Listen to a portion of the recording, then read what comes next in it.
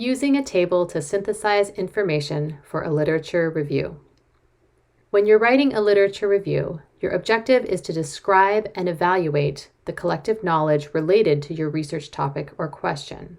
But it's not enough to summarize the information from your sources, you also need to synthesize it.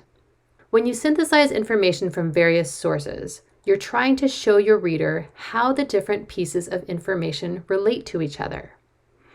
Are there multiple studies that have similar findings? Does one article build on the results of another? How do the findings in your sources complement or contradict one another? And how does all this information relate to your thesis or research question? You will need to understand the connections among the sources you use and communicate those connections to your reader. One way to visualize the connections between your sources is to create a synthesis table. It's nice to use a spreadsheet for this because you have an unlimited number of rows and columns. But you could also create a table in a document if you're more comfortable with that. Here's what a finished table might look like. I have a column for each source and a row for each of my themes. Themes are the central topics or subjects that appear in my sources, and as we'll see later, they usually come from the findings of the sources I use. In each cell, I have briefly described what each source has to say about each of my themes. You'll notice that there are a lot of empty cells because not every source speaks to each theme. Now that you've seen what the completed table looks like, let me show you how I filled it out. Let's say my research question is, what are the challenges faced by college students who are parents, and what can colleges do to support this group? I'm going to put that at the top of my spreadsheet to help me remember that the most important information from my sources will be information that helps me answer this question. I have 5 sources that I found on my topic that I want to use in my literature review. For most literature reviews, I would probably use quite a bit more than 5, but let's keep it simple for this example. As I'm reading my sources, I'm not going to use this spreadsheet to take detailed notes on them. For note-taking, I would probably use a document, a Zotero note, or a program that lets me annotate the article itself. When I'm done with my initial reading of a source, that's when I enter a summary of the main points into the synthesis table. I will start by creating a column for each source. I'm keeping the first column empty because that is where I'll put my themes. At this point, I may or may not know what those themes are. For this example, let's say that I don't yet know what my themes are, so part of my process will be figuring that out. After reading my first article by Dane et al., I'm going to take its findings, or at least the ones that relate to my research question, and put them in different rows. The findings are the new information that a source contributes to our collective understanding of a topic. And for scholarly articles, they're usually found in the results, discussion, or conclusions section. One of the findings of this study was that student parents didn't feel that they had enough information about the campus childcare center. So in this cell, I'm going to put my summary of this finding from my notes, which includes that the university didn't give enough information about childcare, that students would like this information when they are admitted, and that they would appreciate information about off-campus childcare options as well. Another finding from this study that I summarized in my notes was that many students who wanted to use the campus childcare weren't able to because it was full, too expensive, or not open at the right times. I'll put that in another row.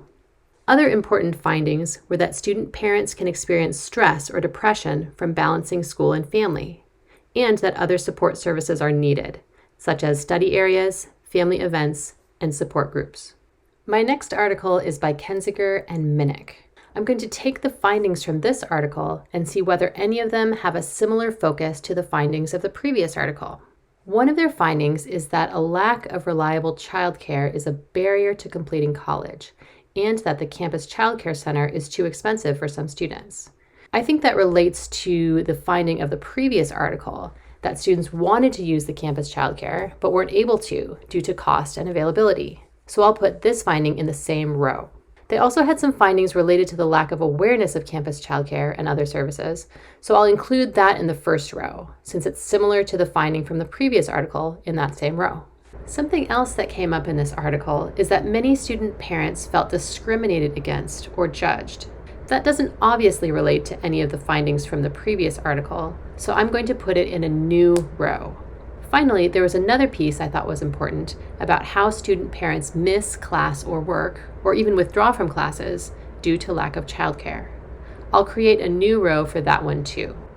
After I do the same thing with the rest of my sources, here's how my table looks. As I was filling out the findings from the remaining articles, I had to decide whether each had a similar focus to any of the findings from the previous articles, or whether to put it in a new row.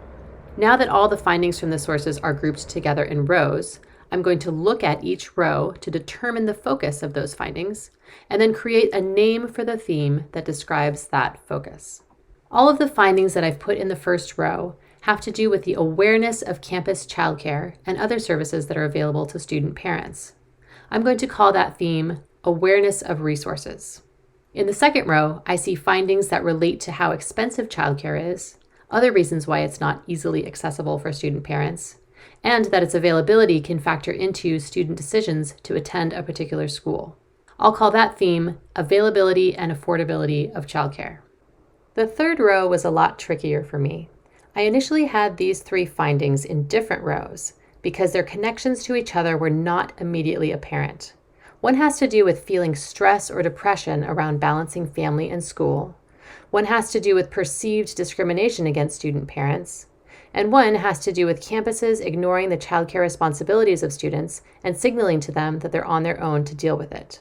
As I kept looking at my table, though, I started to realize that they are all connected in the sense that they are psychological challenges faced by student parents. And so I moved them all to the same row and named the theme.